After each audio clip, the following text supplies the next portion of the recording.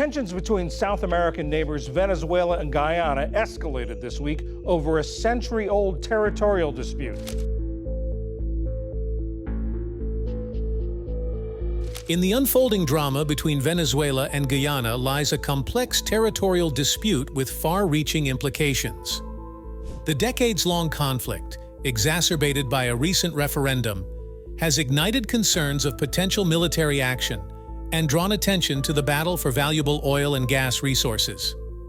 With Venezuela rejecting international decisions and Guyana warning of UN sanctions or military intervention, the situation is on a precarious edge. The struggle for control over the Essequibo region, encompassing two-thirds of Guyana's territory, is not merely a local disagreement. It has become a stage for great power rivalry involving nations like Russia and China. The geopolitical stakes and the volatile mix of historical claims, nationalist fervor, and economic interests create a narrative that goes beyond borders. In today's video, we will explore Venezuela versus Guyana, the escalating territorial dispute. The Venezuelan boundary dispute officially started in 1841, when the Venezuelan government raised concerns about British actions in Venezuelan territory. In 1814, Great Britain gained control of British Guiana, now Guyana, through a treaty with the Netherlands. Since the treaty didn't specify a western boundary, the British hired Robert Schomburgk, a surveyor, to define it. His 1835 survey established the Schomburgk Line, claiming an additional 30,000 square miles for Guyana. In 1841, Venezuela disputed this line, insisting on borders set during their independence from Spain. They claimed their territory extended east to the Essequibo River, covering two-thirds of British Guiana. The discovery of gold in the disputed area prompted Great Britain to claim an additional 33,000 square miles west of the Schomburgk Line in 1876. Venezuela sought U.S. assistance, citing the Monroe Doctrine. Over 19 years, they repeatedly asked for help, but the U.S. expressed concern without taking substantial action. In 1895, U.S. Secretary of State Richard Olney invoked the Monroe Doctrine, demanding arbitration from Britain. Britain initially rejected it, but under pressure and managing other global issues, they submitted it to the American Boundary Commission. Venezuela, hopeful for a favorable decision, agreed to arbitration. However, when the Commission's decision came in October 1899, it upheld the Schomburgk Line, preserving the 1835 demarcation. Disappointed, Venezuela quietly accepted the ruling despite their initial enthusiasm. Tensions flared up again in the mid-20th century, but diplomatic efforts to resolve the issue remained inconclusive. In 1966, Guyana gained independence from Britain, and Venezuela initially recognized the new borders. However, in the 1980s, Venezuela renewed its claims, asserting that the 1899 award was null and void. Despite diplomatic initiatives and international interventions, such as the United Nations Good Offices process, a definitive resolution remained elusive. The situation escalated in 2015 when ExxonMobil discovered significant oil reserves off the coast of Guyana. Venezuela vehemently opposed the exploration, further heightening tensions. But that's not all. The disputed region showed more of its riches. The Stabroek Block, located in the disputed region between Guyana and Venezuela, has witnessed numerous significant oil discoveries since 2015. The first major find was the Liza discovery in May 2015, where the Liza-1 well encountered over 295 feet of high-quality oil-bearing sandstone reservoirs. This marked the beginning of ExxonMobil's exploration success in the area. Following Liza, ExxonMobil announced the Payara discovery in January 2017, the Snook discovery in March 2017, and the Liza Deep discovery in the same month.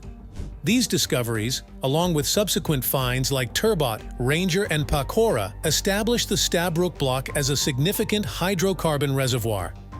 In the subsequent years, the exploration continued with discoveries like Longtail, Hammerhead, Pluma, Tilapia, Haimara, Yellowtail, Triple Tail, and Mako. These findings contributed to an increasing estimate of the gross recoverable resource in the Stabroek Block.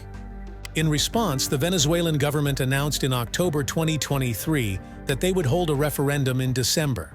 The purpose of this referendum was to establish a new Venezuelan state, claiming the entire Essequibo region of Guyana, more than two-thirds of its national territory.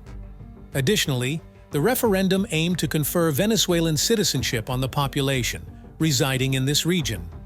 This meant that Venezuela would further assert its decades-long claim to the Essequibo region, which is administered by Guyana, comprising over two-thirds of its territory and home to 125,000 of its 800,000 citizens.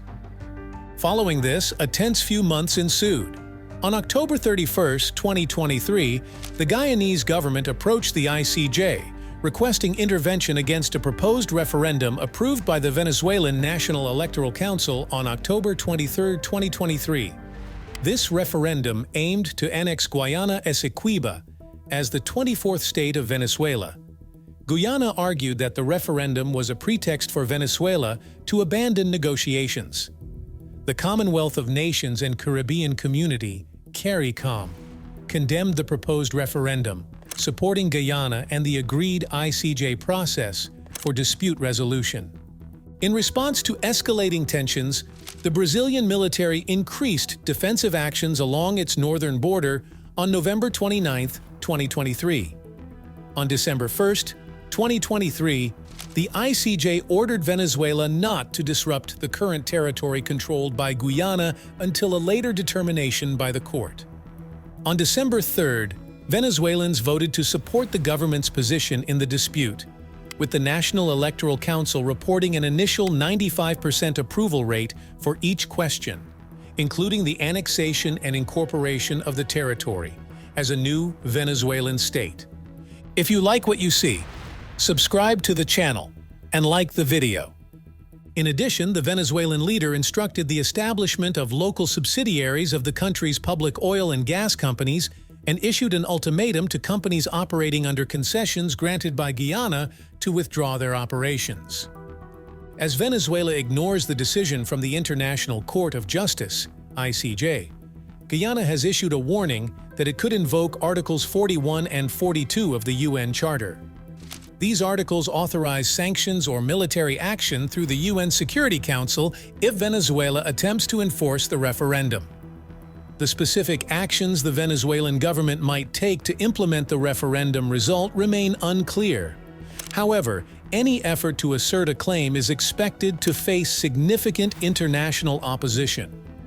The escalating rhetoric has led to troop movements in the region and aggressive posturing from both countries. Guyanese leaders have drawn parallels to the Russian invasion of Ukraine. Reports indicate that residents in the predominantly indigenous region are feeling anxious. Despite this, the weekend's plebiscite is primarily viewed as a means to gauge the level of support the Venezuelan government can mobilize, especially with presidential elections anticipated next year. The opposition candidate, Maria Corina Machado, is widely anticipated to defeat Maduro in a fair election. The United States has threatened to reimpose recent sanctions relief if Maduro does not allow a fair election. While the Essequibo dispute is a unifying issue for Venezuelans across the political spectrum, the vote indicates that people are more concerned about urgent matters such as the economic collapse, which has driven over 7 million people to flee the country. Nationalism plays a role in the conflict as well. Venezuela's claim over Essequibo is long-standing, and it was only in April of the previous year that the ICJ ruled it had jurisdiction over the matter, following Guyana's request in 2018. The ruling holds significance, and the Maduro regime appears apprehensive about an unfavorable outcome. Maduro aims to avoid a permanent loss of Venezuela's legal claim to Essequibo during his tenure, fearing it would be a national humiliation and weaken his hold on power. The referendum, presented as evidence of overwhelming popular support for the nationalist claim to Essequibo, could be viewed as political preparation for potential military action. Crucially, entering a state of war could provide Maduro with the authority to declare a state of emergency, enabling him to delay or cancel the 2024 presidential election altogether. He might cynically point to Ukraine, which recently took a similar course of action. The military balance between Venezuela and Guyana heavily favors Venezuela, potentially implying the use of force. According to data from the Brazilian newspaper Folha de São Paulo, Venezuela boasts 123,000 active military personnel, a stark contrast to Guyana's meager 3,400. Guyana is significantly outmatched in terms of weaponry, including armored vehicles. Military analysts, as highlighted by Folha's Igor Giello, suggest that Venezuela's economic crisis, induced by socialism, may make its war capabilities appear stronger on paper than they actually are. For example, about half of their fleet of 24 Russian-built Sukhoi Su-30 fighter aircraft is considered operational. Given the implausibility of a Venezuelan invasion through Brazil, the most logical scenario for Maduro could involve a combination of airborne attacks on Essequibo's limited urban centers and an amphibious landing on the Caribbean. There's also a significant geopolitical dimension to the conflict. Both Russia and China maintain close military and political ties with the Maduro regime, a major purchaser of Russian weapons. Simultaneously, China has made investments in Guyana, adding an intriguing layer to the conflict. In simple terms, things are tense after the referendum, and there might be a military fight. The big issue is about oil and gas in the region. Also, powerful countries like Russia and China are involved, making it a hotspot for their competition. So, it's a complicated situation that needs careful attention. If you like what you see, subscribe to the channel and like the video. And make sure to watch our previous Guyana video.